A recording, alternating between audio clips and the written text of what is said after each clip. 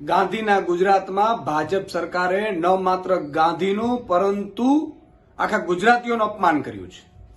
મહાત્મા ગાંધીજીએ ગુજરાતમાં દારૂબંધી માટેની ભલામણ કરેલી ને ત્યારથી ગુજરાતમાં દારૂબંધી છે. પરંતુ ભાજપ ધીરે ધીરે દારૂબંધીને છૂટી કરવા માટેના પ્લાન ઘડી કાઢ્યા છે.